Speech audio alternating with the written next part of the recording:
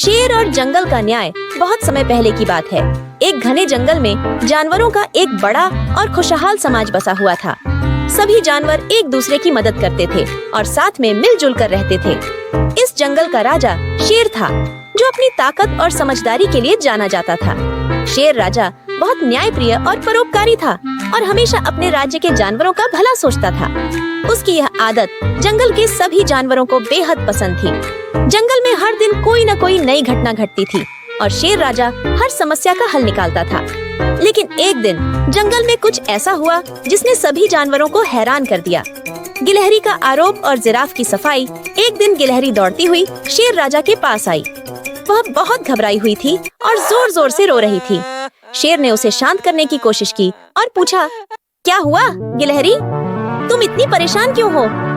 गिलहरी ने कांपती आवाज में कहा, महाराज, आज सुबह जब मैं अपने पेड़ पर अपने परिवार के लिए खाने का इंतजाम कर रही थी, तो जिराफ ने आकर मेरे सारे फल तोड़ दिए।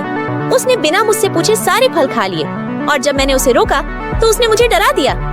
शेर ने गहरी सांस ली और कहा, तुम्हें पूरा मौका मिलेगा अपनी बात कहने का, लेकिन पहले हमें जिराफ से भी सुनना होगा कि वह क्या कहना चाहता है। शेर ने तुरंत अपने सैनिकों को भेजकर जिराफ को बुलवाया। जिराफ शांत था और उसने कहा, महाराज, मैं निर्दोष हूँ। मैंने किसी के भी फल नहीं तोड़े हैं। मैं तो हर दिन की तरह बस अपने पेड़ की पत्तियां खा रहा था। मुझे नहीं पता कि गिलहरी ऐसा क्यों कह रही है। सच्चाई की तलाश शेर को समझ में नहीं आ रहा था कि किसकी बात सच है। उसने दोनों को गहरी नजर से देखा और फिर कहा, सत्य की तलाश के लिए हमें गवाहों की जरूरत होगी। जंगल में किसी ने कुछ देखा हो तो सामने आकर बता सकता है।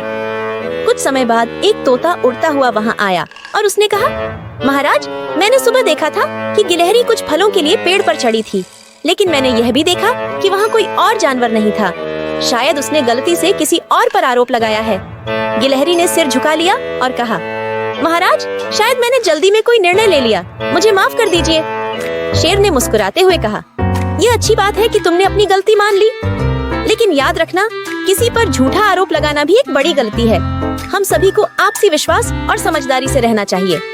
हाथी और खरगोश की समझदारी। कुछ दिन बाद जंगल में एक और घटना घटी।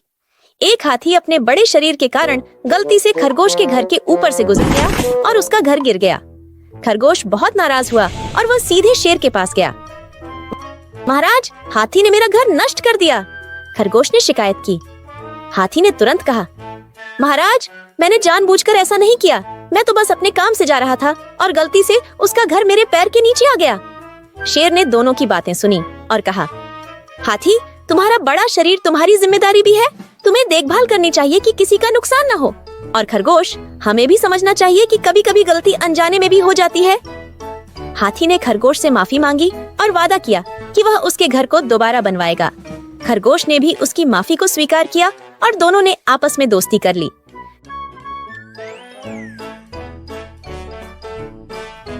जंगल का न्याय और समझदारी का सबक। इन घटनाओं के बाद जंगल में सभी जानवरों ने सीखा कि न्याय के साथ साथ समझदारी और धैर्य भी महत्वपूर्ण है। शेर राजा ने एक दिन सभी जानवरों को इकट्ठा किया और कहा, यह जंगल तभी खुशहाल रहेगा जब हम सभी एक दूसरे का सम्मान करेंगे और जरूरत पड़ने पर एक दूसरे की मदद करेंगे। गलती होना स्वाभाविक है, लेकिन उसे स्वीकार करके ठीक करना ही सही रास्ता है। सभी जानवरों ने शेर की बातें सुनी और उनसे सहमत हुए। इस तरह जंगल में एकता और शांति बनी रही और सभी जानवर मिलजुल कर रहते। इस कहानी से सभी को यह सीखने को मिला कि जहाँ एकता और समझदारी हो, वहाँ हर समस्या का समाधान मिल जाता है। चाहे हमारा आकार या ताकत कैसी भी हो, असली शक्ति तो एकता और आपसी समझदारी में ही होती है।